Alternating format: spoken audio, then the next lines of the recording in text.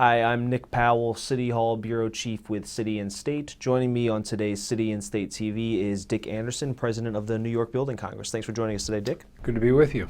So I understand that the Building Congress has recently released a report titled Moving Midtown West, in which you highlight the fact that the city's rezoning of the far west side of Manhattan led to the need for improving the aging transit infrastructure in that part of the city. Now, I understand that the Hudson Yards rezoning was part of this. Do you think this was an instance of the Bloomberg administration putting the cart before the horse in some respects by expanding the residential and commercial sector without considering the transit needs?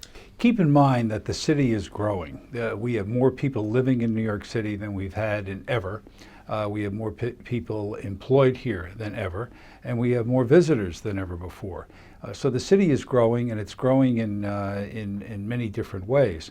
One of the ways it's growing is development on the far west side, and the Bloomberg administration did the right thing with a plan and rezoning, and then extending the number 7 line, working with the MTA to do that. The trouble is it's not enough. Because already Penn Station and that whole area, that gateway to the far west side, is overcrowded. That we have more people coming in from New Jersey, from Long Island, so the Penn Station is crowded, and we need a transit infrastructure program that deals with all of this success. And we've outlined 4 different recommendations which we think make eminent sense. One is to continue the modernization of the old post office building, which is called Moynihan Station now. The second is to build a new rail tunnel from New Jersey to serve Amtrak as well as New Jersey Transit. The third is to bring Metro North into Penn Station once the East Side Access Project frees up some space, and the governor put that in his State of the State last year. And finally, to improve Penn Station itself. Put this package together over the next number of years, and then we'll pave the way for continued growth of the city. Now, each of these 4 proposals that you've mentioned present various logistical challenges, from a lack of political will to a lack of funding. Now, if you had to pick one that you would think is the most feasible that could actually be completed in the near future, which one do you think is farthest along in that? Well, in terms of money, the second phase of Moynihan Station, which creates the concourse area, is only about $700 million, and so that could get underway rather quickly because we're doing phase 1 now. Fixing up Penn Station itself is a little over $1 billion. That's not a huge lift, and bringing Metro North in is not much more than $1 billion or so. The heavy lift is the $14 billion or so that you need for building a new rail tunnel for Amtrak.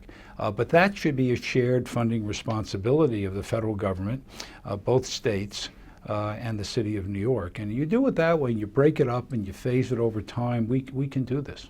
Now, specifically with regard to Penn Station, we've just talked about this a second ago, but you were saying how, a lot of the debate, it seems, in the media focused around, oh, well, what do you do with Madison Square Garden? Now, you mentioned that you think that the fate of MSG is somewhat of a red herring in this conversation. Could you elaborate on that? Yeah, well, whether you have Madison Square Garden in its current location or someplace else would not affect our recommendations. Our recommendations are to improve the transportation in the area. If Madison Square Garden were to be relocated at some point in the future, it really wouldn't make a big difference. I think for the time being, what's needed is a plan for the total area, so that government gets together on where the garden should be, what should happen with the 4 projects we're talking about, and how do we pave the way for the growth of a very key area of New York City. Now, does the fact that the city's broken ground on the Hudson Yards project, which is obviously a massive commercial and residential complex on the west side, does the fact that they've broken ground on that kind of expedite the need for these? It accelerates the need. Right. It definitely does, because they're predicting over 30 million square feet of new development in the next several decades, and that cannot be handled with the current infrastructure. Extending the 7 line is a terrific step, and kudos to everyone who did it. It'll open before the end of the year, and it's really going to make a huge difference. But you cannot handle all the traffic that's coming into the Penn Station area now, let alone in the future. So we need to take action to go to the next step.